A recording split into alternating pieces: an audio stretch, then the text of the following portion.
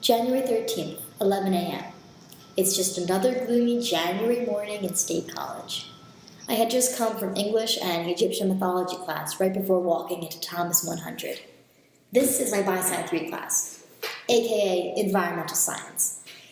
I only decided to take this course because I heard it was an easy gen ed science class. Also, no tests. How awesome is that? So, I'm walking into Thomas 100, this huge lecture hall that could easily fit 600 people, and am immediately flustered. My eyes are darting from side to side, busily scanning the room for where to sit. My brain is ruffled, trying to figure out the odd music playing in the background. The bustling students trying to find their friends while trying to figure out what is displayed on the projector screen. It's a seating chart. Great. Now I have to find my way around this huge room to where I have to sit and go through all these people trying to do the same thing. I am elated to find out that from where I was standing, the back left corner of the room, was where I was supposed to sit. So, I quickly made my way over to the seats just left of me and sat down. I sat there for a couple minutes playing with my phone, using Instagram and Twitter, Facebook, texting my friends, ignoring the world around me. But just before class starts, I look up from my phone and notice someone putting a piece of paper over the clock. On that piece of paper was "Now" written in all caps. This perplexed me, but like whenever things usually puzzle me, I ignore it and move on with my life. A tall man, probably reaching around 6 foot with vividly white hair that was absent on the top of his very head, had hiking boots and a striped tunic shirt, stood at the center of the bottom of the room with a microphone and called the attention of the room to him. The room grew quiet, with the exception of papers being shuffled, backpacks being zipped, and people whispering to each other. He introduced himself as Dr. Yule. The first thing he said about this class was that it was going to be a hero's journey.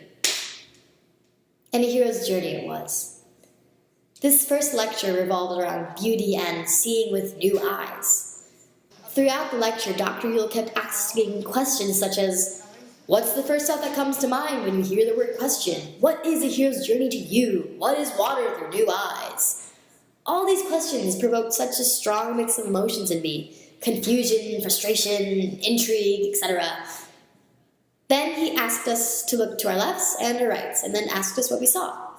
I saw a guy with curly blonde hair to my right, and to my left, a girl with hair so dry, the ends were splitting and discolored. I did not see the point of this action. But then he said something that I will always keep in my mind for the rest of my life. He said, that, my friends, is beauty. A breathing, living person is next to you with dreams, aspirations, and fear. Each individual is unique and intriguing, and that is what makes humanity so special. I had never thought of it that way. That's what seeing with new eyes is. It's taking what you know and transforming it into something bigger. This whole course has been a hero's journey for me, stepping into the unknown and coming out with enlightenment. I would sometimes have days where I did not find myself attractive. I would execute my daily routine lethargically and be upset when I compared myself to girls who I deemed prettier than me. But then I figured out that is not what life's about. Humanity is beautiful, and people are not small things. We are made of the atoms that were created billions upon billions of years ago. We are as big as the universe. It's just like Doctor Who. Doctor Who is always saving the earth because he sees the beauty of humans.